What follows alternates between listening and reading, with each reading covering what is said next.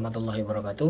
Nama saya Muhammad Afri bin Arifin, number matrix 4E2487. Yang mana hari ini saya bentang berkaitan dengan ilustrasi digital. Ilustrasi digital dalam proses pembuatan ilustrasi saya dan bagaimana saya menggabungkan elemen-elemen penting dan mencari berbagai warna. Saya ini membentangkan folio saya ilustrasi digital. Oke, sebelum kita masuk, kita melihat biodata saya, mana saya berasal dari mana dan sebagainya.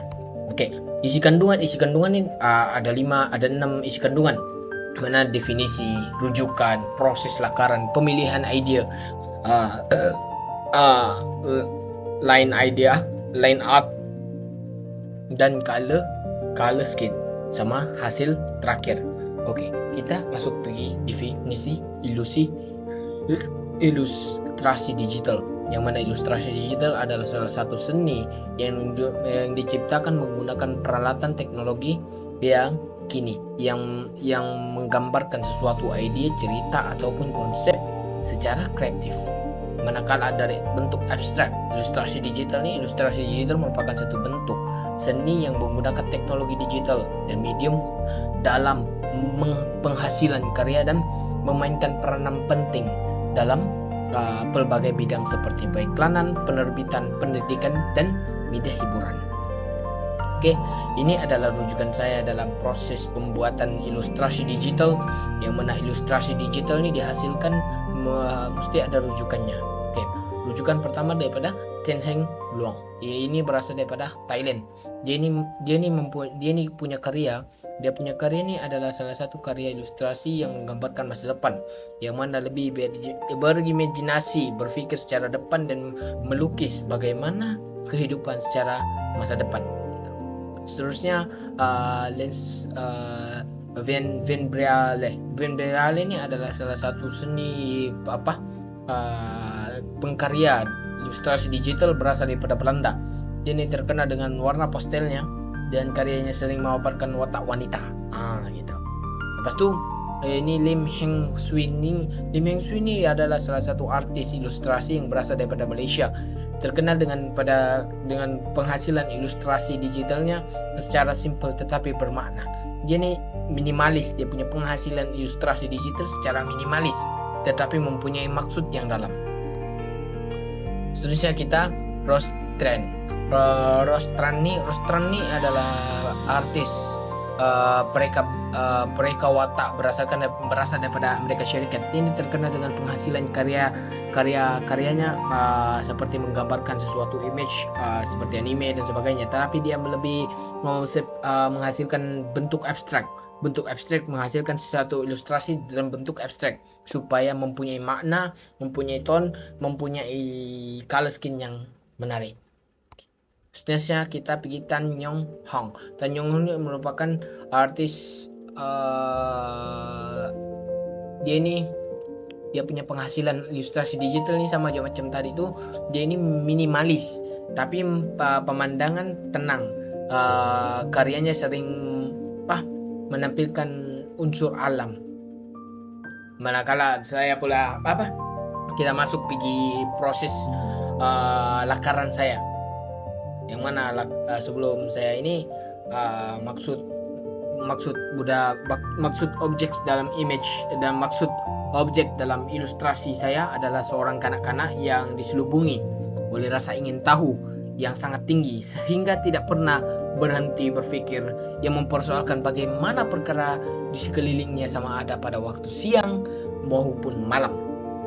Manakala dia punya latar belakang memainkan peran penting karena dia menggambarkan pemikiran budak tuh, mana semakin macam corak pemikiran kanak-kanak tersebut dengan menampilkan kedua situasi berbeza saling siang dan malam. Pemilihan kedua-dua situasi ini bertujuan untuk menunjukkan kesesuaian keadaan pemikiran yang sentiasa aktif. Begitulah. Dia ini tidak pernah berpikir kenapa saya letak siang dan malam. Saya menggambarkan seorang budak yang tidak berhenti berpikir siang dan malam. Lepas itu proses lakaran objek. Mana dalam lakaran objek saya menggunakan brush tool brush tool untuk menggambarkan dia punya line art.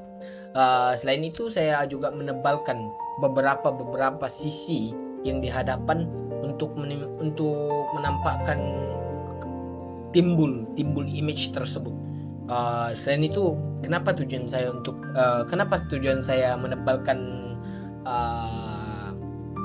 garisan? Untuk satu, lebih menimbul, dua, lebih kemas dan minimalis. Kita tahu mana depan mana belakang, yaitu proses lakaran latar belakang, yang mana saya menggunakan dua elemen warna, oranye dengan biru, untuk menggabungkan memblendkan warna tersebut dengan menggunakan